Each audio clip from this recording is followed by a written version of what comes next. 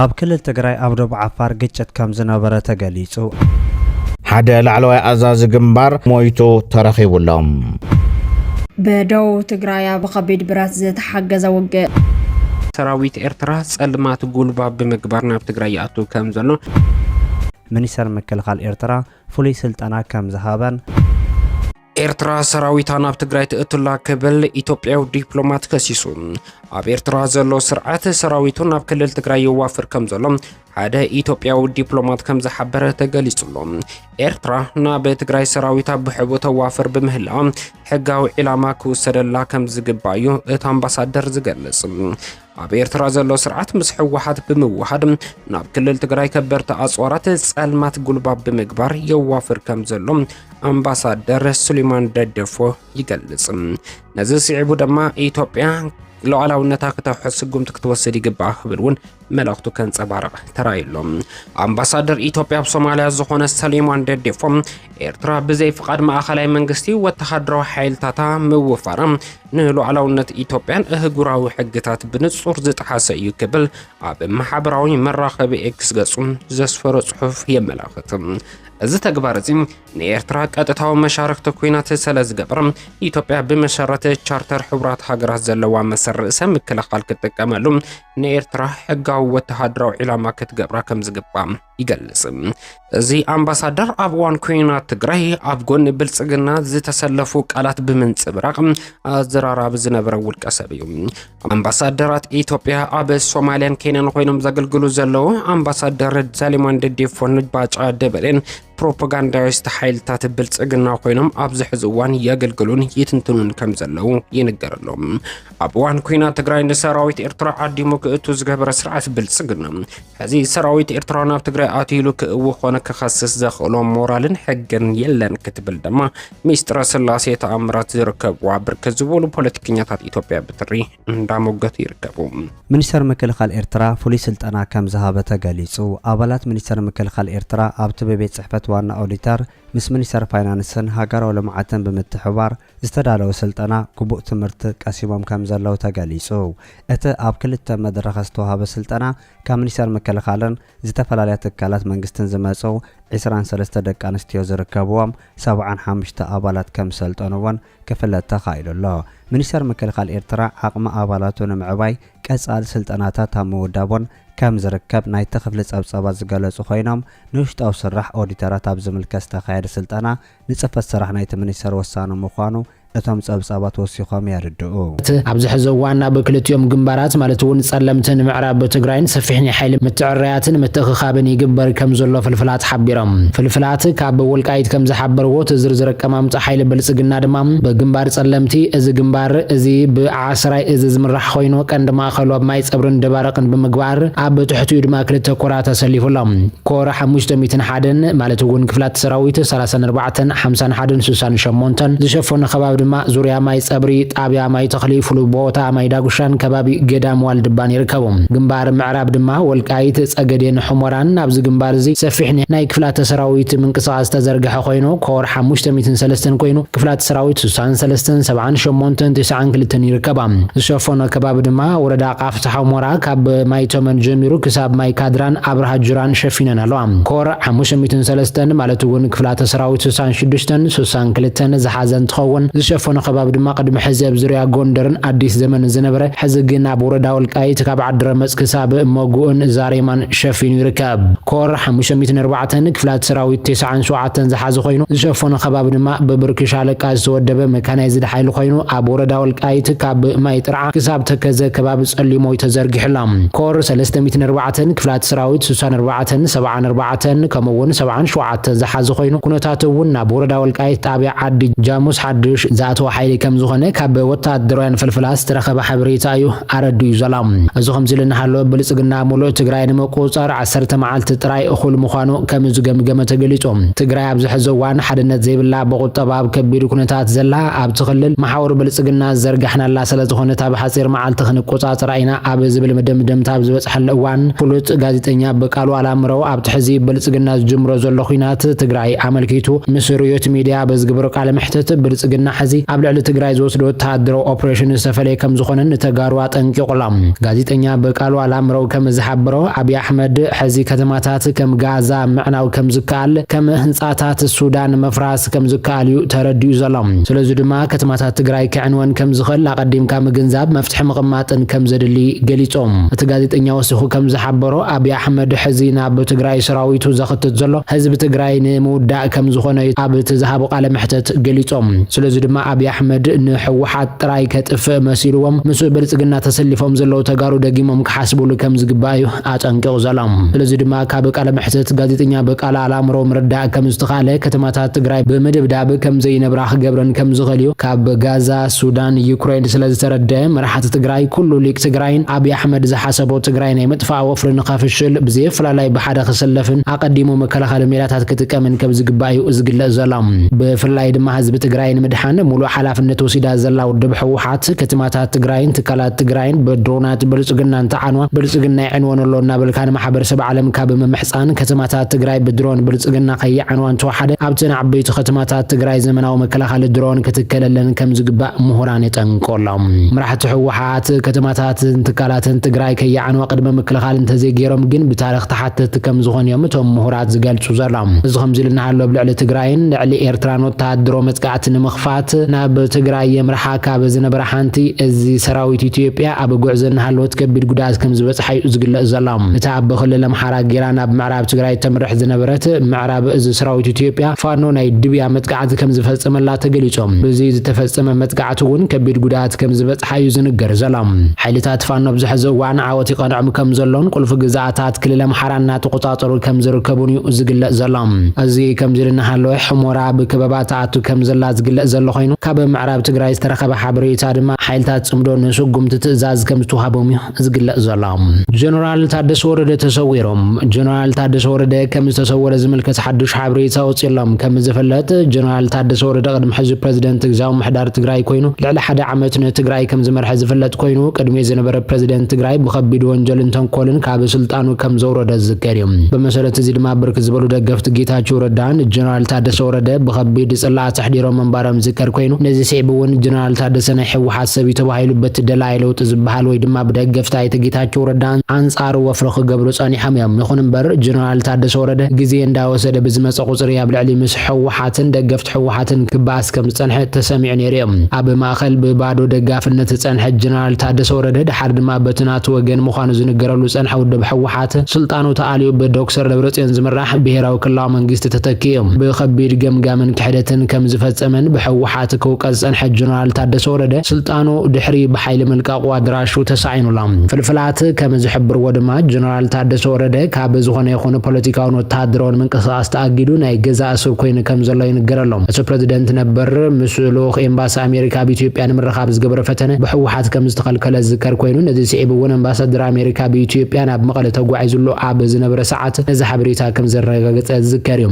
ርክብ ፌደራላዊ መንግስትን ትግራይን ድማ በዝን ብኻልእን ካብ ዝኸፈ ናብ ዝገደደ መሪሑ ናብ ትሕዛት የሞ ዘለዎ ደረጃ ክበፅሑ ክኢሎም ኣሎም ሎሚ ድማ ብዛዕባ ጀነራል ታደሰ ወረደ ሓዱሽ ሓበሬታ ካብ ትግራይ ተሰማዕ ኮይኑ እዚ ሓበሬታ ካብ ዝተፈላለዩ ምንጭታት ዝቃላሕ ዘሎ ኮይኑ ጀነራል ታደሰ ካብቲ ናይ ገዛ እስር ኮይኑሉ ዝነበረ ቦታ ምስዋሩ ዝገልጽ እዮም እቲ ፕሬዝደንት ነበር ናይ ገዛ እስር ኮይኑሉ ኣብ ዝነበረ ቦታ ምስዋሩ ስዒቡ ድማ ዝተፈላለዩ ሓበሬታ ዝቃላሕ ዘሎ ኮይኑ ገሊኦም ናብ ስራሕ ስለዝኣተወ እንትብሉ ገሊኦም ድማ ሕወሓት ከም ሰላለ ኮይኑ ጉዳት ከየብፅሕ ርሒቕዎ ዝብሉ ሓበሬታታት እውን ወፂሎም እዚ ሓበሬታ ወላ ሓቅነቱ ይረጋገጽ ኣብዚ ሕዚ ሰዓት ኣብ ትግራይ ብሰፊሕ ኣጀንዳ ዜና ምዃኑ ካብ ትግራይ ዝተሰምዐ ሓበሬታ እዩ ኣብ ክልል ትግራይ ኣብ ደቡብ ዓፋር ግጭት ከም ዝነበረ ተገሊጹ ኣብ ክልል ትግራይ ትማል ኣብ ደቡብ ዓፋር ኣብ መንጎ ሓይልታት ትግራይን ሓይልታት ሓራ መሬትን ግጭት ከም ዝነበረ ምንጭታት ካብ ትግራይ ገሊጾም እቲ ግጭት ኣብ ደቡብ ዓፋር ዝተኻየደ ኮይኑ ዘብጽሖ ጉድኣትን ዕምቆትን ዝምልከት ዝርዝር ሓበሬታ ኣይተገለጸን እዚ ኣብ ቶንሳ ዝተባህለ ከባቢ ዝተኻየደ ግጭት ኣብ መንጎ ሓይልታት ትግራይን ሓይልታት ሓራ መሬት ከም ዝተኻየደ እውን ተገሊጹ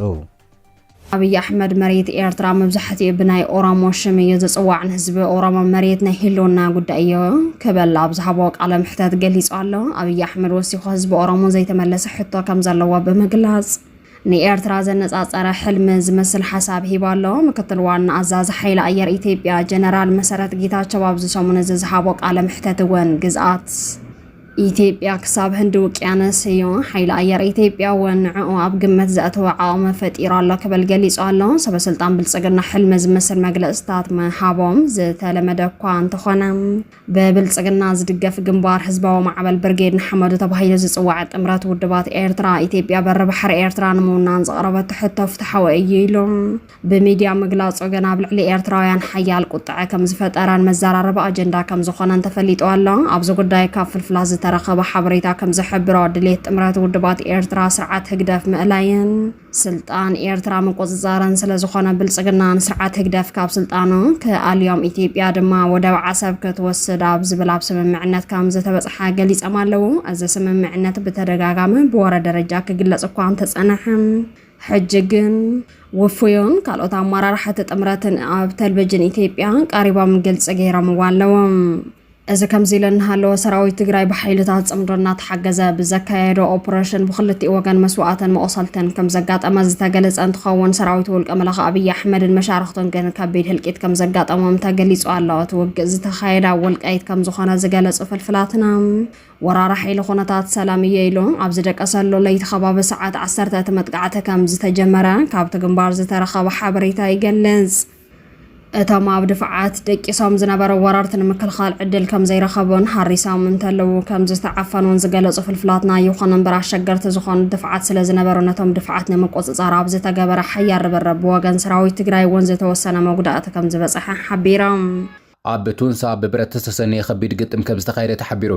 ትማሊ ኣብ ማስዩ ሰዓት 1 ብኣቋፅራ ቲካቢ ዝጀመረ ኩናት ቱንሳ ኣብ ዝተባለ ከባቢ ዝተኻየደ ኮይኑ ብከቢድ ብረት ዝተሰነየ ከም ዝነበረ እውን ፍልፍላት ዜና ሓቢሮም። እዚ ውግእ እዚ ኣብ መንጎ ሃርታት TDF ኣርሚ 3344 ከምኡ ድማ ርእሱ ሓይሊ ሰላም ትግራይ ብምባል ዝፅውዕ ዕጡቕ ሓይሊ ዝተኻየደ ከም ዝኾነ ተሓቢሩሎም። እቲ ኩናት ብመን ተጀመረ? እቲ ናይ ሰላም ሰራዊት ምዃኑ ዝገልጽ ናይ ዓፋር ዕጡቕ ናብ መቐለ ከኣቱ ዝሓዘ ውጥንኸ ምስቲ ሕዚ ዝካየድ ዘሎ ውግእ እንታይ ምትእስሳር ኣለዎ ክንብል ዝተወከስናዮም ፍልፍላት ዜና ዝሓሙና ሓበሬታ ቀሪብናልኩም ኣለና። በመሰረት ካብቲ ከባቢ ዝተረኸበ ሓበሬታ እቲ ውግእ ትማሊ ሓደ ነሓሰ ብኣቋፅራ ግእዝ ምሸት ከም ዝተወልዐ እዩ እቲ ሓበሬታ ዝገልጽ። ሰራዊት ትግራይ ካብ ዓዲ ጉደም ጀሚሩ ብደቡብ ወጀራት ኮንካ ጎነቕን ቶንሳን ክሳብ ንፋሮ መጋለ ኣብ ዘሎ መስመር ብብዝሓ ዘሎ ከም ዝኾነ ዝገለጹ ፍልፍላት ሓበሬታ ብፍላይ ድማ ኣህዱታት TDF ኣርሚ 3344 ዝንቀሳቐሱሉ ከባብታት ምዃኑ ገሊፆም እዮም። ሓይሊ ሰላም ትግራይ ናብቲ ከባቢ ብዘካየድዎ ምንቅስቓስ ድማ ኣብ መንጎ ክልቲኦም ሓይልታት ተኽሲ ከም ዝተወልዐ እዩ እቲ ካብቲ ከባቢ ዝተረኸበ ሓበሬታ መላኺቱ ዘሎ። እቲ ኩናት ብመን ተጀመረ ዝብል ንጹር ሓበሬታ ተወሳኺ ምፅራያት ዘድልዮ እኳ እንተኾነ እቲ ውግእ ብሓይልታት ሰላም ትግራይ ከም ዝተወልዐን ይኹን እምበር ሕወሓት ኩናት ጀሚሩ ዝብል ኣጀንዳ ንምሃብ ተሓሲቡ ከም ዝነበረ ገለ ሓበሬታታት ይገልጹ እዮም። ገለገለ ኣካላት ድማ ውግእ ኣይተኻየደን ክብሉ ይገልጹ ኣለዉ። እንተኾነ ግና ኣብ መንጎ ክልተ ተጋሩ ሓይልታት ንሓፂር ሰዓታት ብከቢድ ብረት ዝተሰነየ ኩናት ተኻይዱ ምንባሩ ፕራይም ኣረጋጊጹ ኣሎ። ብተመሳሳሊ እውን ብጆን መዲድ ዝተመርሐ ኣኼባ ኣብ ከተማ መኾኒ ከም ዝተኻየደ ፍልፍላት ዜና ሓቢሮም ኣለዉ። ብዋና ኣዛዚ እቲ ሰፊሕ ክፋል ትግራይ ዝሽፍን ግንባር ደቡብ ዝኾነ ጆን መዲድ ዝተመርሐ ሚስጥራዊ ኣኼባ ትማሊ ሓደ ነሓሰ ኣብ ማስዩ 3 ሰዓት ሓለፍቲ ወፍሪ ዘለዎ ናይ ኣመራርሓ ሰራዊት ኣኼባ ከም ዝተኻየደ ፍልፍላት ዜና ሓቢሮም ኣለዉ። እቲ ኣብ መኾኒ ዝተኻየደ ዝተባሃለ ኣኼባ ኣብዚ ዞባና ዘሎ ተለዋዋጢ ፖለቲካዊ ኩነታት ካብ ዝኾነ እዋን ንላዕሊ ስትራቴጂካዊ ውሳነታትን ግብራዊ ስጉምታትን ዝሓትት ከም ዝኾነን ታሪካዊ ምሕዝነት ሓበራዊ ረብሓታት መሰረት ብምግባር ንቅድሚት ዝወስዱ ስጉምታት ንሰላምን ምርግጋእን እቲ ዞባ ወሰንቲ ምዃኖም ድማ ኣብቲ ኣኼባ ካብ ዝተለዓሉ ሓሳባት ምዃኖም እዩ ዝተገለጸ። ድምፃዊ ኣበበ ረኣያ ኣዲስ ኣበባ ዘለዎ ክየንቲ ተጋሩ ወቂሱ ደርፍታት ጻፊዓ ይጅመር ኣሎ ካብንየ ጻፊዓሱ ገለገሊኡ እኳ ብጣዕሚ ዝሓዝን ማለት ውድብ ክትጸርፍ ትኽእል ካልእ ክትጸርፍ ትኽእል ኖርማል እዩ ኖርማል ህዝቢ ትግራይ ምጥራፍ ግን ኣይከኣል ብስሪ ይከኣል ኣብዚ ዕሪዶ ምክተሎ ተልና ከዓ ህፅረታት ኣሎ። ስለዚ እዚታት እውን ቀልጢፍና ሕዝብ ዝመኸተ ክወፅእ ክኽእል ኣሎ ኣውፂና ንሕና ጠበኛና እንታይ ስኮይ ስለዚ ካብ ሚድያ ንላዕሊ ሚድያ ናይ ባዕሉ ኣስተዋፅኦ ኣሎ። ብርግፅ ግን ኣርቲስት እኮ ሓንቲ ደርፊ ደሪፉ ዓለም ባዕለማ ጫፍ ናብ ጫፍ ይስማዕ። ስለዚ ግቡእና ንዋፃእ መጀመርያ ንሕና ንባዕልና ግቡእና ንዋፃእ ትካላዊ ጌርና ከዓ ፑሽ ንግበር من تعدنا مطعون والمجمرة لو نتنا الرجاجز نعنا بسرو أكينو ملناهم بسرو شكاناتي بتعم شكاناتي تقول فتنا مريو بتعم شكانات ثلاثنا بسرو مهرنا بقى أسواس ونقول ببتعتو أبزل له خياناي كله تقال سايو መብዛሕቱ ኻ ተጋዳላይ ተጋዲሉ ብዚ መኸተ ኣክቲቪስት ከዓ ሕዝውን ኣሎ ስለዚ ቀጽለሉ ብኻሊእ ወገን ድማ ከያኒ ኣበበ ረኣያ መንእሰይ ከሃልቕ እጃሙ እየወፍሎ ዝብል ወቐሳታት ድማ ካብቶም ኣብ ኣዲስ ኣበባ ዘለዉ ከየንቲ ዝቐረበሉ ወቐሰታ እዩ ካብ ገጠራት ናብ ከተማታት ምትእኽኻብ ሰራዊት ምክልኻል ኢትዮጵያ ብዝሓለፉ ሰሙናት ካብቶም ምክልኻል ኣጸገምቲ ዝኾኑ ገጠራትን ጎቦታትን ወፂኡ ርሒቑ እምበኣር ሕብዚ ሕጂ ሰዓት ንድሕሪት ሓይሉ ስሒቡ ኣብ ዓበይቲ ከተማታት ቀንዲ ናይ ትራንስፖርት መስመራታት ከም ቆቦ ወልድያ ኣላማጣ መስመራት ዝኣመሰሉ ሰራዊት ምክልኻል ኢትዮጵያ ድፋዕ እውን ሒዙ ዘሎ እዚ ወታደራዊ ክፍተት ድማ ኣብ ገጠራትን ሩባታትን ዓበይቲ ከተማታትን ተፈጢሩ ዘሎ እዚ ከተማ ኣብ ዓበይቲ ከተማታት ጥቃ ጽርግያታት መንገድታት ጥራይ እንድሕር ሓደ ሰራዊት እንድሕር ተኣኪቡ ኣብ መንጎተን ከተማታት ዘሎ ገፊሕ ናይ ገጠራትን ጎባታትን መሬትን ጥርሑ ከም ዝኸውን ተገይሩ ሰራዊት ምክልኻል ትግራይ TDF ድማ ነዚ ኣቀዲሙ ብመንጻር እውን ቀዲሙ በቤጊሩ ከም ዝሓለፈ ሕጂ እውን ንምጽብጻቡ እኳ ግልጽ ብዘይኮነ መንገዲ ንሰራዊት ኢትዮጵያ ኣብ መንጎ ብዘእቱ መልክዑ እዩ እቲ ቦታ እንትን ኢሉ ዘሎ ተታሒዙ ዘሎ ማለት እዩ ሰራዊት ምክልኻል ትግራይ TDF ዝተገበረ ናይ ኣብ ቦታ እዚ ዝተፈጠረ ጋፕ ወይ ድማ ክፍተት ሓጓፍ ስዒቡ ነዚ ብሰራዊት ኢትዮጵያ ዝተገደፈ ገጠራት ጎበታትን እውን ወሰንቲ ንኩናት መስሕብ ኩናት ተባሂሉ ጽዋዕ እውን ብዘይ በዚ ዓቢ ናይ ገጽ ንገጽ ኩናት ስትራቴጂካዊ ቦታታት ከኣቱ ኽኢሉ ኣሎ ክሳብ ሕጂ ሰራዊት ምክልኻል ኢትዮጵያ TDF በቤጊሩ ሓሊፉ ነዞም ቦታታት እዚአን ከም ዝሓዘም ንጹር ሓበሬታ ይብሉን ባዕሉ ቶም ማዕከናት ዜና ንሕና እውን ምንም ሓበሬታ ይብልናን በበይ ከመይ ከም ዝኣተው ማለት እዩ TDF ዝተቆጻጸሩን ቦታታት መብዛሕትኦም ጎቦታትን ዞም መሬታትን ሩባታት ወታደራዊ ብልጫታት ንኽህልወካ ዝገብሩ ወሰንቲ ቦታታት ምዃኖም እዩ ወታደራዊ ምንጭታትን ዜናታትን ዘቃልሑ ዘለዎም ካብ ልዑል ቦታ ኮይንካ ናብ ታሕቲ መሬት ኣብ ዝግበር ናይ ጸላኢ ምንቅስቓስ ብቐሊሉ ንምእላይ እውን ክምችወኒ ወይ ድማ ክምችዎ ይኽእል እዩ ብዝብል እቲ ሰራዊት ሒዙ ዘሎ እዞም ከምዚኦም ዝበሉ ቦታታት ዝተደኮነ ሓይሊ ንምምሓወይ እውን ንምውቃዕ ኣዝዩ ኣጸጋሚ ክኾን ከሎ እዚ መስመር እዚ ድማ ናይ ሰራዊት ምክልኻል ኢትዮጵያ ናይ ምእታ ምውፃእ ናይ ምቕራብ መስመራት ሳፕላይ ሩት ዝተባሂሎም ጽዋዕ ብትሕቲ ስግኣታት ከኣቱ ገይርዎ ኣሎ እዚ ድማ ሰራዊት ምክልኻል ትግራይ ብቐጥታ ምንቅስቓስ ሰራዊት ኢትዮጵያ ብቐሊሉ እዩ ዝከታተል ዘሎ ማለት እዩ ነዚ መረጋገፂ ኮይኑ ዝወፅእ ዘሎ ኣብዚ ሰሙን እዚ بقطة سخمون كمستملكتكمو درونات فانون درونات ناي سراويت مكلخال تجراين بقطة منقسق السراويت إثيوبيا كسللا قرص استملكتنايو حد نايزو وصيت مخانو حد مرغاغصي ابز اوان زي سراويت مكلخال إثيوبيا اب كل تستفلاليو اصقمتي ناي غمبارات توطيرو خمزلو ايو زفلط اب ጎጃም ፋኖ ابزلو زركب زي ጮቄ ابزبحال غوبو مستغارلتي فانو زغبرو زلو ناي وግ منقسقاس كون كلو برايا كوريدر دما مست DF تفاطيطلو ابدو تግራይ ሰሜን ወሎን TDF ዝፈጥሮ ዘሎ ስትራቴጂካዊ ጸቅጦ ወታደራዊ منقسقاس ፍጹም ምክልኻል ሰራዊት ኢትዮጵያ ካፍቲ ዝነበሩ ሓበሬታ ኣዝዩ ዝረሓቀ ኮይኑ ዘሎ እዞም ክልተ ዝተፈላልዩ ጎቦታት ውግእ ወይ ድማ ግንባራት ውግእ ካብ ሰራዊት ምክልኻል ኢትዮጵያ ብጣዕሚ ልዑል ናይ ሰብን ናይ ንዋትን ጸጋታት ዝሓትት እዩ እዚ ድማ ብወታደራዊ ተንተንቲ ከምቲ ዝበሃል ናይ ሰራዊት ምክልኻል ትግራይ ምንቅስቃስ ናይ ፋኖ ውግእ ብቐጥታ ዝኽምልከት ከለና ዝተጻመዱ ወይ ድማ ኮኦርዲኔትድ ዝተሳነዩ ምዃኖም ዘረጋግጽ መረዳእታን ማስረጅን ኮይኑ ቀሪቡ ዘሎ خبرات ተመልከትና ኣብዚ ሕጂ ሰዓት ወሳኒ ዝኾነ ግንባራት ንምልከተልና ካብ ትግራይ ሰራዊት ጀነራል ጻድቃን ገብረትንሳኤ ጸገም ትግራይ እንተተፈትሑ ካብ ኢትዮጵያ ሓሊፉ ናይ ቀርና ኣፍሪካ ጸገሙን ክፍታሕ ኢሉም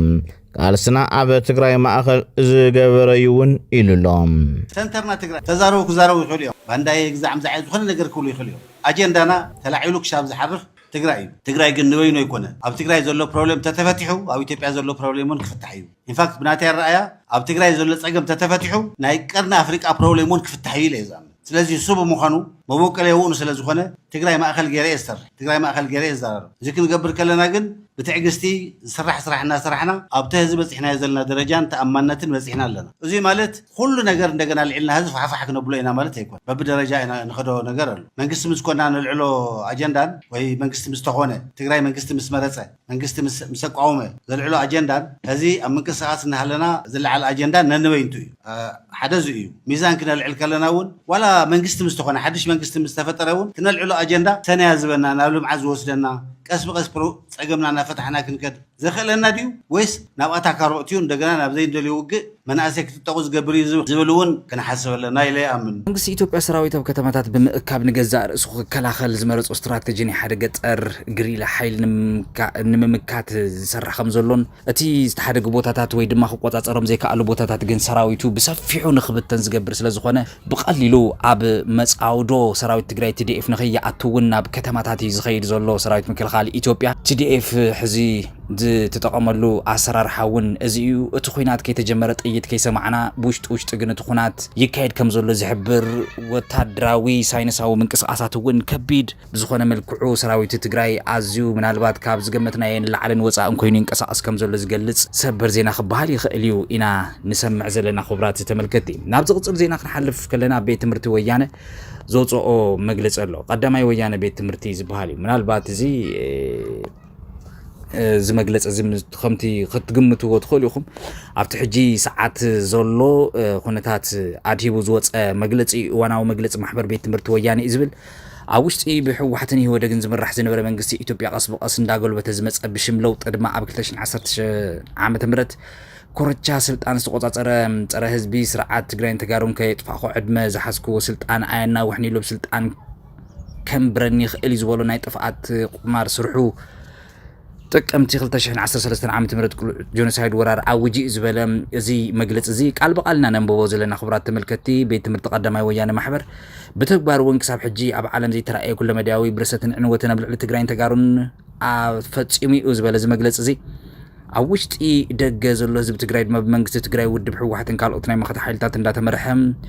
ፍጹመይ ብርከኽን ከም ህዝቢ ክንነብር ኢና ብዝብል ጭርሖ እውን ብጽንዓት ተቃሊሶም ጥቅምቲ 2015 ዓመተ ምህረት እውን ኣብ ፕሪቶርያ ስምምዕ ሰላም ክፍረም ተኻኢሉን ከም ተጋሩን ህልውነና ንምርግጋጽ ዝኽእል ዓብዪ ዓወት እውን ዘመዝግበናሉ ምዕራፍ ኮይኑ ሓሊፉ እዩ ኢሉ ኣሎ ቤት ትምህርቲ ቀዳማይ ወያነ። ይኹን እምበር ስምምዕ ሰላም ኣሚኑ ክቕበልን ክትግበርን ተፈጥሮ ዘይፈቅደሉ ስርዓት ድማ እቲ ሒዝዎ ዝተበገሰ ህዝቢ ትግራይ ናይ ምጥፋእ ፕሮጀክት ድሕሪ ስምምዕ ሰላም ፕሪቶርያ እውን እንተኾነ ብሰላማዊ ፅንተት እንዳቐፀለሉ ንዳግማይ ወራር እንዳተዳለወ ድሕሪ ምጽናሕ 25 ሓምለ 2018 ዓመተ ምህረት ኣብ ልዕሊ ህዝቢ ትግራይ ግልጽ ኩናት ጀሚሮሎ ዝበለ ዝመግለጽ እዚ ብምቕጻል እውን ካብዚ ብምብጋስ ማሕበር ቤት ትምህርቲ ወያነ ንስርዓት ብልጽግና ኣብ ልዕሊና ተኣውጂ ዘሎ ኩናት ብምቋም ብሄራዊ ክልላዊ መንግስቲ ትግራይ ዘውፅኦ መግለፂ ብምድጋፍ ዝስዕቡ ውሳነታት ወሲንና ኣለና ክብል እውን ኣፍሊጦሎ። ንሕና ኣባላት ደገፍቲ ማሕበር ቤት ትምህርቲ ወያነ ተረፍቶም ምእንቲ መንነትን ሃላወት ትግራይን ኢሎም መስዋዕቲ ዝኸፈሉ ኣካላትን ዝጉደሉ ተጋደልቲ ኢና እሞ ስለ ዝኾነ ድማ ክባር ዋጋ እንዳኸፍልናላ ዝመፀት ዘላን ትግራይ ኣባና ምስ በፅሐት መንነታት ትሕደግ ህልውና እትጠፍእ ከይትኸውን ጥራሕ ዘይኮነስ ናብ ቀጻሊ ባህግታት ንምብፃሕ እውን ኣብ ዝግበር ቃልሲ ጉዕዞ ብፅንዓት ከም እንቃለስ ፍለጡ ኢሎም ኣለው። ኩልኻ ውሽጢ ደገ እንትነብር ትግራዋይን ፈታውን ትግራዋይ ምእንቲ ህላዊ ዝግበር ፍትሓዊ ግጥም እውን ተላዓል ዝብል መግለፂ ኣውፅኦም ኣለው። ብሽም ለውጢ መንግስቲ ስልጣን ተቆፃፅሩ ዘሎ ስርዓት እውን ንህዝቢ ኢትዮጵያ ዝበታትን ንቀርኒ ኣፍሪቃ ዝሕምስ ብኣውርኡ ድማ ንህዝቢ ትግራይ ከብርስ ዓሊሙ ኩናት ጀሚሩ ስለ ዘሎ እዚ ንምምካት እውን ኩሉ ማሕበረሰብ ዓለም እውን ነዚ ጉዳይ እዚ ብዕቱብ ክከታተሎ ከም ዝግባእ ዝገልጽ መግለፂ ካብ ቤት ትምህርቲ ቀዳማይ ካብ ቤት ትምህርቲ ማሕበር ወያነ ቤት ትምህርቲ ወያነ እዩ ዝወፀ ክቡራት ተመልከቲ። ናብ ዝቕፅል ዜና ክንሓልፍ ኢና ርእቶታትኩም ኩሉ ይበፅሐና ለኽብረት ይሃበልና። ካሊእ ዜናና ድማ ታሪክ ንምዝባዕን መንነት ንምድምሳስን ዝዓለመ ሓደገኛ ፖለቲካ እቲ ንኢትዮጵያ ዝመርሓ ዘሎ ወዲ በሻሻ ብዛዕባ ኤርትራ ነኽሱምን ዘስምዖ ዘረባ ሩስን ተቃውሞ ልዒሉ ኣሎ። እቲ ንኢትዮጵያ ዝመርሖ ዘሎ ጠቅላይ ሚኒስተር ኣብዪ ኣሕመድ ኣብቲ ትማሊ ብዛዕባ ታሪካዊ ድሕረ ባይታ ከተማታት ኤርትራን ትግራይን ዘስምዖ ዘረባ ታሪክ ንምዝንባዕ ናይ ሓደ ብሄር ላዕለዋይነት ንምርጋፅ ዝዓለመ እዩ ብዝብል ብዙሓት ተጋሩን ኤርትራውያን ተንተንቲ ታሪክን ከቢድ ነቐፌታ ይወርድ ኣሎ። እቲ ወዲ በሻሻ ብቋንቋ ኦሮሞ ዘስምዖ ዘረባ ኣብ ኤርትራ ትርከብ ከተማ ባሮንቱ ስማ ምስ ቀቢላ ኦሮሞ ባሮንቱማ ጥራይ ንምትእሳር ድማ ፈቲኑ ኣብዪ ኣሕመድ ኣብ ዘረብኡ ኣብ ኤርትራ ባሮንቱ ዝተባሃለት ከተማ ኣላ ስያሜ እታ ከተማ ካብ እዩ መፂኡ እንተኢልና ታሪክ ምርኣይ ይከኣል እዩ ኣብ ኤርትራ ዘለዋ ከተማታት ብኦሮሞኛ እየን ፅዋዕ ክብል ገሊጹ። እቲ ቀዳማይ ሚኒስተር ወሲኹ ድማ ነታ ጥንታዊት ማእኸል ስልጣነ ዝኾነት ከተማ ኣክሱም ምስ ኦሮሞኛ ንምትእሳር ምስ ፈተነ እዩ። ናብ ትግራይ እውን ኣክሱም እንተኸይድና ብኦሮሞኛ ቋንቋ ዝፅውዕ ኣስማት ኣለው ኦሮሞኛ ዘይኣተወ ክልል ይኹን ሃገር የለን ብምባል ህዝቢ ኦሮሞ ንኢትዮጵያ ንምህናፅ ኣብ ዝኾነ ይኹን ሓይልን ላዕሊ ዋጋ ከም ዝኸፈለ ድማ ተዛሪቡ ባጫዝ እዩ ዝብሉ ኣብዪ ኣሕመድ ኤርትራ ናይ ኦሮሞ እያ ብዕለብ ዝዛረበሉ ውፊ ባዕሉ ኣዲስ ኣበባ መምፅኡ እዩ ዝደንቅ ጻድቃን እንተዘይኮንካ ዘይ ትገብር እዚ ንምግባር ጻድቃንን ዝመስሉ ሰባት ክትቀውም ተኻለይት ድማ ብዛዕባ ጽምዶ እዩ ዝውግዕ ብዛዕባ ናይ ባዕሉ ጽምዶ ዘይግል እዚ ሰላልፋይ ተረዲኽኒ ምስ ኣብይ ኣሕመድ ተሰሊፈሉ ስለዚ ኸይርድእ ዘለዎ ኸእምን ዘለዎ ኣብይ ኣሕመድ ከመይ ገይሩ ኤርትራ ከም ዘፍርሳ ኤርትራ ፈሪሳ ናብ ኢትዮጵያ ኣትያ ህዝቢ ኤርትራ ኢትዮጵያ ክኸውን ከመይ ከም ዝጥዕሙን ክዛረብ ዘለዎ በር ዘይናቱ ኣጀንዳ እናመፀውን ክዛረብ የብሉን ግን እንታይ ዝድለ ዘሎ ንጻድቃን ብመሰረቱ ኣብይ ኣሕመድ ብመሰረቱ ርእሲ ሕማም ኮይኑዎ ዘሎ እንታይ ኣብ መንጎ እቶም ሓይልታት ዘሎ ጽምዶ እዩ ስለዚ ካብተን ሰማዕኽዎን ሓንቲ ብዛዕባ ቀይሕ ባሕሪ ይኮነን ዘልዕል ዘሎ ኣብይ ማለት ኤርትራ የላን ኣይትህሉን ይወጅ ባዕሉ ባጫ ዘይበሎ ኣብይ ዘይበሎስ መፅኡ ብዛዕባ ተጠቃምነት እዩ ብዛዕባ ተጠቃምነት ድማ ንሕና ንቕበል ኣጀንዳ እዩ ካብኡ ድምስ ብጣዕሚ ዘሰብ ማለት ኢትዮጵያ ዘለትሉ ኩነታት ኤርትራዊ ስለ ዝኾነ ኣነ ምስ ኢትዮጵያ ዘሎ ሓይሊ ኮይና ኤርትራ እዚ ክገብር ይኽእል እዩ ግን ንኢትዮጵያ ከፀባብቃ ኢትዮጵያ ዓለም ቅቡልነት ከም ዘለዋ ኤርትራኣት ይወሲ እንታይ ክገብር ይኽእል ስት ናይ ትግራይ መራእያ እዩ ኣምሓራ ክልል ዘሎ ተዓንቶ ንልዕሎ ዝነበርና መራእያ እውን ከምኡ እዩ ስለዚ ንሱ ንዓም ዓደም እውን ይኹምጥሎም እኮ ህላውኖም ኩሉ እዩ ይኹምጥሎም ሃገሮም እውን ይኹምጥሎም ንሕና እኮ ዋላ እውን ደፊ መፅኡ ግዛዕ ተዝገብር ሲ ተወዲብክ ተመሊስክ ተቃሊስክ ግዛዕ ምዛዕ ትብል ኢኻ ኣብኡ ግን በቃ ከጥፈካ ካብ ቀደም እውን ብሱሩ ከመይካ ሃገር ከም ዝኾንካ ኣይፈልጥን በቃ ኢሎም በዝልክ ዕዚ ናሬት ዝገበር ሓይል ናይ ከምዚ ዓይነት ፕሮፓጋንዳ ኣብይ ኣሕመድን መሳርሕቱን ከምኡ ዓይነት ፕሮፓጋንዳ ክሰርሑ ከለዉ ብዓለም ለኸ ደረጃ ናይ ዲፕሎማሲ ፀቕጥታት ይፈጥረሉ ብፍላይ ካብ ልዕሊ ልኣላውነት ስለ ዝኾነ ሕራይ ናይ ትግራይ ጉዳይ ናይ ውሽጢ ጉዳይ እዩን ወሎ ያው ስጋሕ ዝተገብረት ኣሽም ስለዘየለ ማለት እዩ ግን ናይ ኤርትራ ሓንቲ ልዕላዊት ዓዲ እያ 30 ገለን ዓመታት ኤርትራ ጥራይ ኣይኮነን ሱዳን ዝተመስለት እዩ ኣብ ሱዳን እውን ኢደት እዩ ናይ ሱዳንን ናይ ኤርትራን ግን ይፍለይ ሕዚ ናይ ኤርትራ ልዕላውነት እውን ተፍልጦ እውን ከምንጥልየ እዩ ዝብል ዘሎ እቲ ናይ ሱዳን ግን ስርዓት ይቕይር ዝደለና ብዙ ተተሓሒዙ ካብ ኢዮን ይኹን ካብ ካልኦት እውን ካብ ምዕራባውያን ኣንጻር ልዕላውነት ዝገብሩ ኸይዲ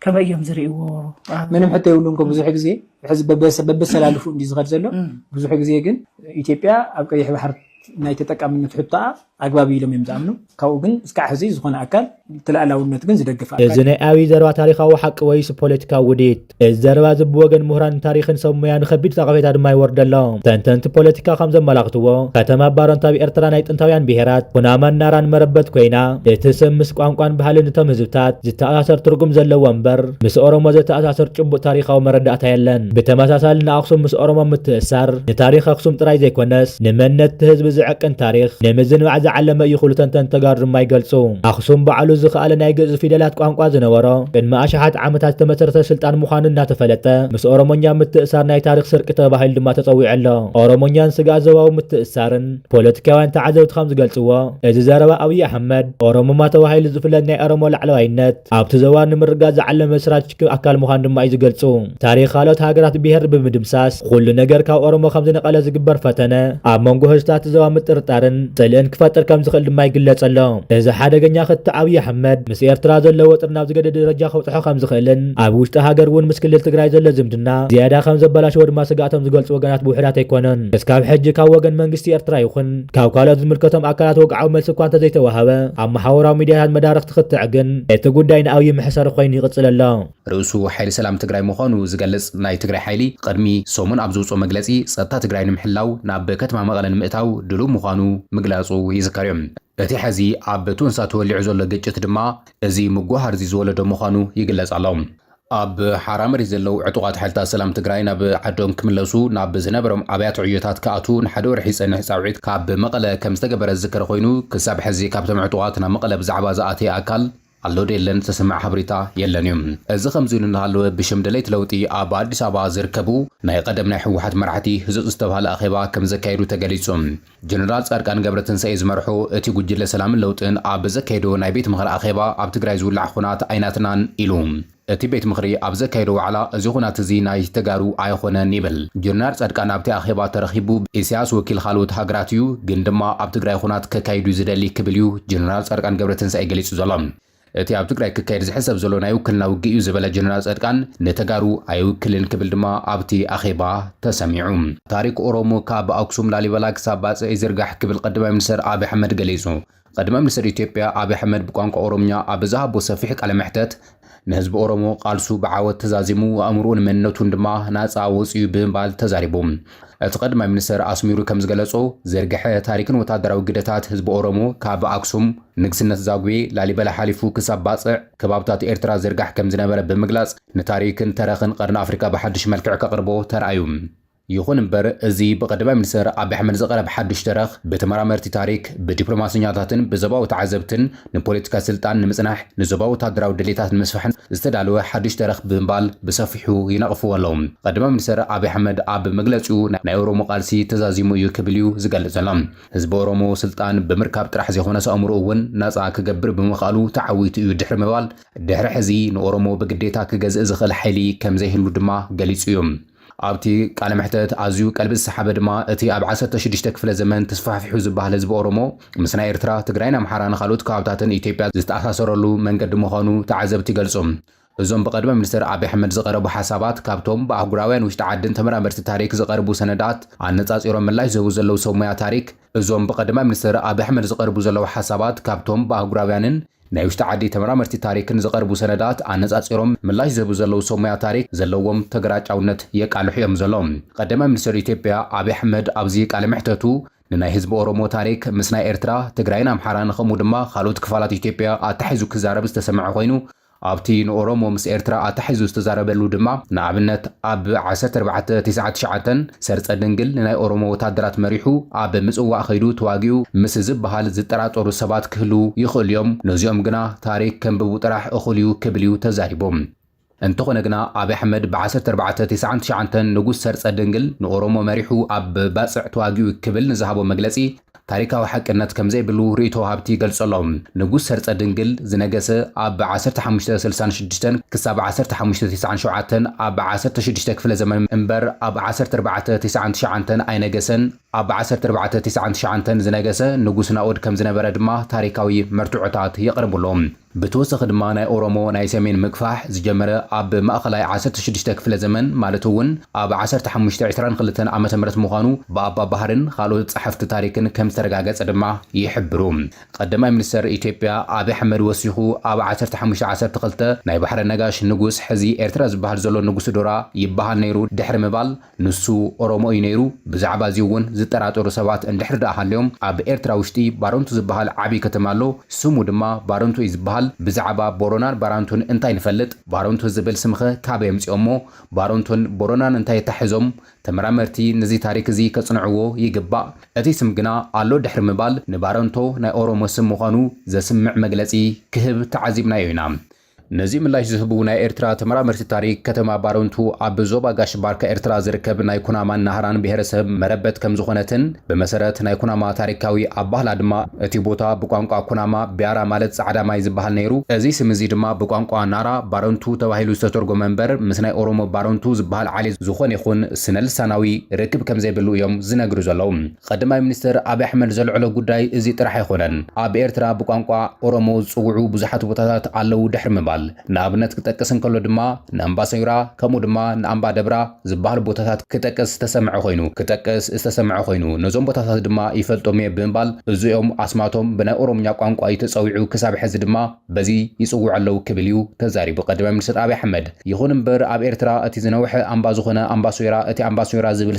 ስም ይመርሕ ጥዋፍ የብርህ ብዝብል ኣርስቲ ኣብ ዕላዊ ናይ ኤርትራ ሚኒስትር ዜና ተዘርጊሑ ኣብ ዘሎ ጽሑፍ ኣምባሰዩራ ዝብል ስም ካብ ክልተ ቃላት ዝቆመን እቲ እምባ ማለት ጎቦ ማለት ከም ዝኾነን ሶይራ ዝብል ቃል ድማ ካብ ቋንቋ ሰሁ ዝወፀ ልዕል ዝበለ ወይ ድማ በሪኽ ቦታ ዝብል ትርጉም ከም ዘለዎ እዩ ተጠቂሱ ዘሎ ቀዳማይ ሚኒስትር አብይ አሕመድ ግና እዚ ስም እዚ ብቋንቋ ኦሮምኛ ዝተጸውዐ እዩ ክብል ድሕሪ ምግላጽ ኣብቲ ቃለ መሕተት ክዛረብ ተሰሚዑ ቀዳማይ ሚኒስትር አብይ እቲ ናይ ኣክሱም ንግስነትን ስርዓት ገዳን ኣመሳሲሉ እውን ኣቕሪብዎም እዩ እቲ ኣዘራራቢ ቃለ መሕተት ብዛዕባ እቲ ካብ ቀዳማይ ክፍለ ዘመን ጀሚሩ ዝዓንበበ ናይ ኣክሱም ታሪክ እውን ኣልዒሉ እዩ ስልጣነ ኣክሱም ብናይ ባዕሉ ናይ ገጽ ጽሑፋትን ናይ ቅርጻ ናይ ቅርሺ ስራሕቲ ዝተረጋገጸ ናይ ሰሜን ኢትዮጵያን ኤርትራን ስልጣነ ምዃኑ ይፍለጥ እዮም ነቶም ናይ ኣክሱም ሓወልታት ምስቲ ኣብ ስርዓት ገዳ ዝጥቀምሉ ናይ ዕንፀይቲ በትሪ ቦኮ ከለቻ ኣተኣሲሩ እዩ ኣቕሪቦም ዘሎም እዚ ናይ አብይ ካብ ኣርኪኦሎጂ ወፃኢ ብፖለቲካዊ ድሌት ጥራሕ ዝቀረበ ምትእስሳር ምዃኑ ተመራመርቲ ይሕብሩሎም ተመራመርቲ ቀዳማ ሚኒስትር አብይ አሕመድ ነዚ ታሪካዊ ተረኸዚ ኣብዚ ሕዚ እዋን ንምንታይ አልዕልዎ ዝብል ሕቶ የልዕሉሎም ኦሮሞ ድሮና ጻወጽዩ ስልጣኑን ኣብ ኢዱ ዘሎ ስለዚ ኩናት ምእዋጅ አየድልን ዝብል መልእኽቲ ንምሕላፍ ዝዓለመ ምዃኑን ናይ ምግፋሕን ምስፍሕፋሕን ልዕልና ተረኽ ምፍጣር ምዃኑን ይግለጽ ይዘሎም ታሪክ ኦሮሞ ክሳብ ትግራይ አክሱም አምሓራን ላሊበላን ኤርትራን ባጽዕን ዝርጋሕ ነይሩ ብምባል እቲ ሕዚ ኣብ አዲስ አበባ ዘሎ ናይ ኦሮሞ ብልጽግና ምምሕዳር ኣብ መላእ ኢትዮጵያ ዞባ ቀርኒ አፍሪካን ታሪካዊ ናይ ወጋን መሬትን በዓል ዋንነት ከም ዘለዎ ንምስባቕ ዝተጀመረ ስልጣንን ተረኽን ናይ ምጽናዕ ስጉምታት ምዃኑ ድማ ርእይቶ ሃብቲ ይገልጸሎም ኢትዮጵያ ዝተተሓዘ ኮይኑ ኣብ አዲስ አበባ ዝርከቡ ኤምባሲታት ናይ ወፃኢ ሃገራት ኤምባሲታቶም ብምዕጻው ካብ ኢትዮጵያ ምውፃእ ተታሒዞም ይርከብለው እዚ ካ ኢትዮጵያ ኣብ ታሪኻ ሪኣቶ ዘይትፈልጥ ዓብ ዝኾነ ዲፕሎማሲያዊ ስዕረታት ኣጋጢሞ ይርከብ ከም ዘሎ እዩ ድሕሪ ሎም ወጪ ዝርከብ ዘሎ ሓበሬታታት ኢንተርኔታት ዝወጽእ ዘሎ ሎም ጥራይ ክልተ ሃገራት ካብ ኢትዮጵያ ንብረትን ጠቕሊለን ኮጫ ምዃነን ኣፍሊጠን ኣለዋ ተቐዳሚት ሃገር ኤምባሲያ ብወግዕ ዝዓፀወት ሃገር ኮሎምቢያ ሓድሽ ፕሬዝደንት መሪጫ ትርከባላ ኮሎምቢያ ኣብ ኢትዮጵያ ዝነበራ ኤምባሲ ምስ ኢትዮጵያ ዝነበረ ርክባት ትርጉም ስለዘይብሎ ትርጉም ክትረክበሉ ስለዘይካለት እታ ኣብ አዲስ አበባ ዝርከብ ኤምባሲ ሙሉእ ብሙሉእ ዓፅያን ጠቕሊላን ትወፅእ ከም ዘላ ሎሚ ኣፍሊጣላ ድሕሪዚ ኮሎምቢያ ካብ አዲስ አበባ ኤምባሲ ዓፅያ ትወፅእ ከም ዘላ ዝወፅእ ሓበሬታ ካልእ ሓበሬታታት ይወፅእ ኣሎ ተወሰኽቲ 4 ሃገራት ካብ ኢትዮጵያ ኤምባሲታትን ዓፅየን ክወፅእ ተኽእሎታት ከም ዘሎን ምንቅስቃሳት ከም ዘለዎን ሓበሬታታት በቲ ዝተኻየደ ኦፕሬሽን ኣዋርሕ ከዋግእ እዩ ተባሂሉ ዝነበረ መኽዚን ኣጽዋር ወረርቲ ኣብ ትሕቲ ቁፅፅር ከም ዝወዓለ ዝግለጽ ዘሎ ውልቀ መላኽ ኣብይ ኣሕመድ ኣብ ሸራሪና ንዝበፅሖ እልቂትን ኣብ ልዕሊ ሰራዊትን ዝበፅሐ ናይ ስነ ልቦና ውድቀትን ንምጽጋን ናይ ሓሶት ሰነዳዊ ፊልም ብምድላው ኣባላት ሰራዊት ትግራይ ከም ዝማረኸ ወፍራብ ዝጀመረሉ ኣብዚ ሕጂ እዋን ካልኣይ ሕልቂት ሸራሪና ከም ዘጋጠሞ እዩ ዝግለጽ ዘሎ እዚ ከምዚ ኢለን ሃለወ ደጀነን ግንባረን ብምንባብ ካብ ሕብረተሰብ ንሰራዊት ትግራይ ዝግበር ዘሎ ድጋፍ ብልዕል ወነ ይቕፅል ከም ዘሎ ተሓቢሮም ብኻልእ ዜናና ድማ ተገዳላይ ተስፋ ሚካኤል ገብረ ህይወት ወይ ድማ ዓረዛ ኣብ 66 ዓመት ዕድሚኡ ብሕማም ዓሪፉ ኣብ ትሕቲ ዕዮ ማሕበራዊ ሕልየትን ሕክምናዊ ክንክን ክግበረሉ ድሕሪ ምጽናሕ 31 ሓምለ ከም ዝዓረፈ ተገሊጹ ስነ ስርዓት ቀብሩ ድማ ብሓደ ነሓሰ መቃብር ሰማዕታት ኣስመራ ድማ ተፈጺሙ ጨንፈር ሚኒስትር ዕዮን ማሕበራዊ ሕልየትን ማእኸላይ ዞባ ብምክንያት ሞት ስውእ ተገዳላይ ተስፋ ሚካኤል عميق حزن نقلته نبيسو نازماد نماطن عتي من يلهم بدو جنبار تونسا بخبيد براز تحجز وجه كم زتجمرة دقفت بالسجنا زخنا ميدياتات الناس أبصفان تخنا دقفت تجراي زخنا نتأفت محبرة وميديا دما زتجمرة وجه إلن ترانا بالسجنا بروباغندا أيونا بلي ركبهم أتن ميدياتات بالسجنا خواب حدث ساعتنا مشت بتونسا عفار سراوي تجراي بخبيد براز تحجز متقعته جميرة إلى الناس أبصفاي ركبهم لعل حدا مليون تخطى لزلا وعندفتا ميديا حويصا كالوت ميدياتات سراويت تجراي بالعلية حيل حارة مريت الناطب هلا زصوا حيل وجه كم زخافته ناس أبصوا يركبان دقف حزب تجراي زخنا فلط صوماليا وجازيت أنيا بشر يوسف ونتوجه كم زتجمر علا وجيراله بشر يوسف أب إكس جزء زسفرات صحف كم زجلسهم توجه زتخافته له تونسا بهالكبابة كوانا مسمر جبوت إثيوبيا بقربار حقات زركب تخون وانا صفر حيل حارة مريت كم زخنا سراويت إثيوبيا وان ببزحين أبد خبابة عريضة كم زلون جليسون أتجازيت أنيا بمودة حوحات أبد جنوسايد أو خينات تجراي توقعات إيرات زنبرات جزءات عفار ماليسان من قصص عرض على متقعت كم زخنا أي جليس زلام نتتجمير زبحال زلا وجع عمل كتو زاجي جبوجان من قصة تجراي وجعوا مبرها كم زيتوها بز فلت أنت خون دقفت قال حزب تجراي زخنا نتأفت محبرة وميديا تجاروجن زي تجمر وجع لني لمن نطقوا ما كم زركبوا تفليت وعلم قابت جنبار حجز ترخبت وصخ حبريتا كم زجلس أدم مسرعات بالسجنا تجراي نمورار كله زد ليو وجينا بأنفت شخاتن تونسان بأنفت أرجرن جرجلن وسنا تجراين قبون مستوم شفات عفارة بمبل 10 ساعات كم زلون مدبين خوينات خفت ملأختين ناب سراويت محلالفة كم زلون جليس أمالو اتخابت جنبار زترخب حوريتا وسخة كم زجلس حجوان سراويت بالسجنا بالعل سراويت تجراي تنقصاتات يجبر كم زلا زجلس أيام كابزبتو ساخ ميدياتات بالسجنا سراويت تجراين أنصار بالسجنا زتسلف حيل عفارن بتمرت سراويت حرام ريت نمدم ساز جبر وفتنا يفشل كم زلولو من حسا خلت 15 10 شمنتن عامة مهرت الناس أبصوا يركبان ስለዚ ድማ ብደቡብ ግንባር መደበኛ ዝኾነ ጦርነት እኳ እንተዘይተጀመረ ብዝተፈላለዩ ግንባራት ብፍላይ ድማ ብዓፋር ተወንሳ መጠነኛ ዝኾነ ውግእ ከም ዝተኻየደን ሓሊፉ ድማ ብኻልኦት እውን ትንኮሳታት ከም ዘሎን እንዳተገለጸ እንትኸውን ብደቡብ ግንባር መደበኛ ውግእ ከም ዝተጀመረን ሰራዊት ትግራይ ይፋዊ ዝኾነ መጥቃዕቲ ከም ዝጀመረን ጌራን ዘጋውሕኦ ዘለዋ ሚድያታት ብልጽግና በዓል ኣብ ልዕሊ ትግራይ መጥቃዕቲ ንምጅማር ኣብ ምብል 11 ሰዓት ከም ዘሎ ዘመላኽት ከም ዝኾነ እቶም ፍልፍላት ወሲኾም ገሊጾም ኣለዉ። ብኻሊእ ዜናና ድማ ኣብ መንጎ መንግስቲ ፌደራል ኢትዮጵያን ሓይልታት ምክልኻል ትግራይን ዘሎ ፖለቲካዊ ወጥሪ እናገደደው ዝኸደሉ ዘሎ እዋን ኣብ ግንባር ራያ ከቢድ ተኹሲ ከም ዝተለዓለን ብሸራሮ ዝለዓለ ወታደራዊ ምንቅስቓስ ምድለዋት ይረአ ከም ዘለን ተገሊጹ። ብመሰረት ካብቲ ከባቢ ዝወፅሕና ሓበሬታታት ድማ ኣብ ግንባራት ራያን ብፍላይ ድማ ከተማ አላማጣን ቆቦን ሰራዊት ፌደራል ተኹሲ ከም ዝኸፈተን ሰራዊት ትግራይ ድማ ዝለዓለ ወታደራዊ ምድለዋት ይገብር ከም ዘሎ ነበርቲ ከባቢ ይሕብሩ ኣለዉ። እቲ ሰራዊት ከቢድ ብረታት ዙ 23 ኣብ ዝተፈላለዩ ኣብያተ ትምህርቲ ዝንቀሳቐሱ ዘለዉ ኮይኖም ኣብዚ ሕጂ እዋን ድማ እቲ ግንባር ዓብዪ ወታደራዊ ግጭት ይዳሎ ከም ዘሎ ይግለጽ ኣሎ። እዚ ከምዚ ኢሉ እንከሎ ድማ ዝያዳ ፖለቲካዊ ሚዛን ዘሰንበደ ምዕባለ ድማ ይስማዕ ኣሎ። ኣብዚ ሕጂ እዋን ሰራዊት ኤርትራን ሰራዊት ትግራይን ሓበራዊ ወታደራዊ ድፍዓት ሒዞም ምንቅስቓስ ይገብሩ ከም ዘለዉ ድማ ዝተፈላለዩ ሓበሬታታት ይወጽ ኣለዉ። ኣብዚ ሕጂ እዋን አንጻር ተወዲስ ኣበባ ዘሎ መንግስቲ ፌደራል ዝተመስረተ ዝጽምዶ እዚ ኣብ ግንባር ሸራሮን ደቡብ ሱዳን እውን ተመሳሳሊ ድንገተኛ ወታደራዊ ምንቅስቓስ ይግበር ኣሎ። እዚ ስጉምቲ ሰራዊት ፌደራል ካብቲ ዞባ ንምውፃእ ዝዓለመ ምዃኑ ድማ ይግመት። ፖለቲካዊ ፀጥታን ምዕፃው ክልል ኣየርን መንግስቲ ኤርትራ ንመንገዲ ኣየር ኢትዮጵያ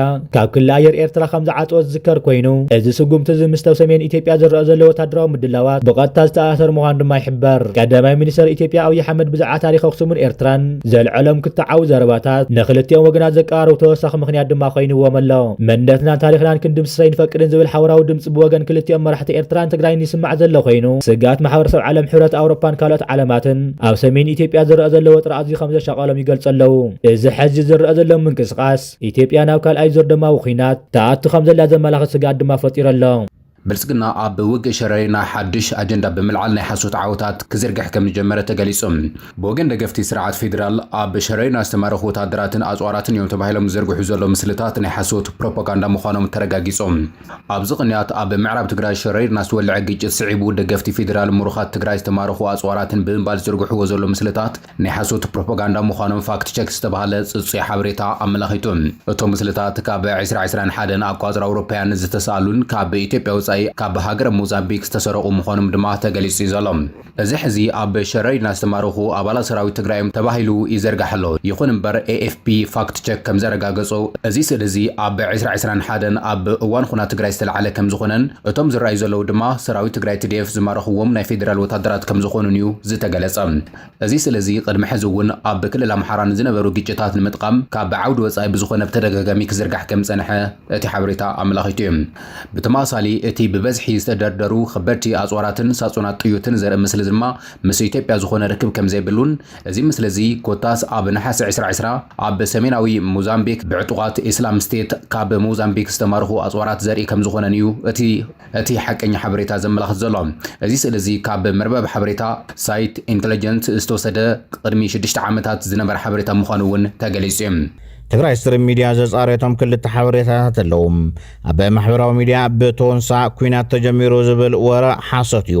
ክሳብ ሕዚ ዝተጀመረ ተኹሲ የለን። ብተወሳኺ ድማ ናብ መቐለ ሽማግለታት ከም ዝተለኣኹ ዝገልጽ ሓበሬታ ዝተዘርግሐ ዝምልከት እዩ። ፖለቲከኛ ክልል ኦሮሚያ ዝኾነ ኣምባሳደር ግርማ ብሩ ናብ መቐለ ብምእታው መንጎ ሕወሓትን ብልጽግናን ዘተ ንምክያድ ከም ዝመጸ ዝገልጽ ሓበሬታ ጌጋ እዩ። ግርማ ብሩ ቅድም ክብል ኣብ ናይ ኢትዮጵያ መንግስታዊ ሓላፍነት ዲፕሎማስያዊ ስራሕ ዝሰርሕ ዝነበረ ኣምባሳደር ኮይኑ ሕዚ ድማ ኣማኻሪ ማይክሮ ኢኮኖሚ ቀዳማይ ሚኒስትር ኢትዮጵያ ኮይኑ ዝሰርሕ ዘሎ እዩ። ወታደራዊ ምንቅስቓስ ሰራዊቱ ብልጽግና ብግንባር ጸለምትን ዞባ ምዕራብን ብዝምልከት አንጻር ብሔራዊ መኸተ ትግራይ ተሰሊፎም ዘይስርዑ ወረታት ብምንዛሕ ህዝቢ ኣብ ምርዓድን ምድንጋርን ኣብ ልዕሊ ዝፈጥሩ ዘለዉ ውልቀ ሰባት ሕጋዊ ስጉምቲ ከም ዝውሰደሎም ኣማኻሪ ፖለቲካዊ ጉዳያት ከንቲባ ከተማ መቐለ ኣይተ ኣብርሃ ኣማር ሓቢሩሎም። ኣይተ ኣብርሃ ምስ 104.4 ሬድዮ ኤፍኤም መቐለ ኣብ ዝገብሮ ጸንሒት ከም ዝገለጾም ሕዚ ዘለናሉ ናይ ዲጂታል ዓለም ልውጥ ሓበሬታ ብዝቐልጠፈ ንኹሉ ብማዕረ ዝበጽሕሉ ምቹው ኩነታት ዋላ እኳ እንተተፈጠረ ብኻሊእ ገጽ ድማ ኣሉታዊ ሓበሬታታት ኣብ ውሽጢ ሓደ ማሕበረሰብ ብጉጉይ መንገዲ እናተነዝሑ ህዝቢ ምስ ህዝቢ ጽልኢት ንክሓድር ኣብ መንጎ ዝህልው ርከባት ክሕርፈፍ ይስራሕ ከም ዘሎ ይጠቅስም። ኣብ ትግራይ ዝተፈጠረ ፖለቲካዊ ቅልውላው ምክንያት ገይሮም ካብ ሓቂ ዝረሓቁ ሓበሬታታት ዝተፈላልዮም ማሕበራዊ መራኸብታት እናወጽኡ ህዝቢ ክርዕድ ዝተረጋግዐ ዕለታዊ ምንቅስቃሱ ከይመርሕ ዓሊሞም ለወቅቱ ጸላእ ዝፍጽሙ ውልቀ ሰባት ካብ ተግባሮም ክቁጠቡ ወሲኾም ኣተሓሳሲቦም ኣለዎም ብፍላይ ድማ ኢሎም ኣይተ አብርሃም ከም ተጋሩ ኣጋጢሙና ዘሎ ናይ ህልውና ሓደጋ ከይንምክት ዝተማልአ ዓርሰ ውሳነና ንኸይነረጋገጽ ዘይስሩዕ ወረብ ብምንጻሕ አንጻር ብሔራዊ መከተ ህዝብ ትግራይ ዝተሰለፉ ወገናት ካብ ተግባሮም እንተ ዘይተቆጢቦም ተመጣጣኒ ዝኾነ ሕጋዊ ስጉምቲ ከም ዝውሰደሎም ኣረድዮም ኣለዉ ወረብ ኩናትን ካልእ ምክንያትን ብምፍጠር ኣብ መሰረታዊ ሸቐጣት ወሰኽ ዋጋ ኣብ ልዕሊ ዝገብሩ ገለ ነጋዶ ድማ ምምሕዳር ከተማ መቐለ ዘየላጢ ስጉምቲ ከም ዝወስድ ኣነፂሮም ኣለዉ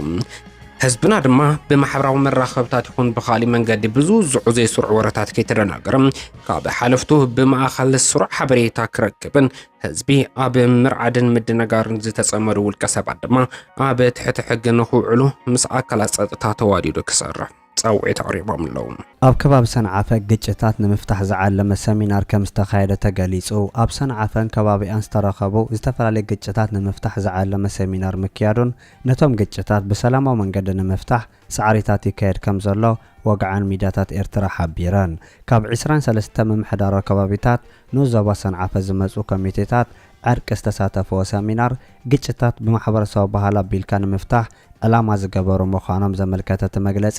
ግጭት ኣብ ክንዲ ብፍርዲ ብዕርቂ ክውዳእ ውሳነ ምዃኑ ኣስሚሩሉ ኣሎ ካብ መደበር ፖሊስ ሰንዓፈ ዝተረኸበ ሓበሬታ ከም ዝገልጾ ኣብቲ ሰሚናር ሽማግለታት ዕርቂ ንናይ ኤርትራ ሕጊ ተመርኪዞም ግቡእ ናይ ዕርቂ መሳርሕቶም ክፍጽሙ መተሓሳሰብ ምቕራቡ እውን ተገሊጹ ኣሎ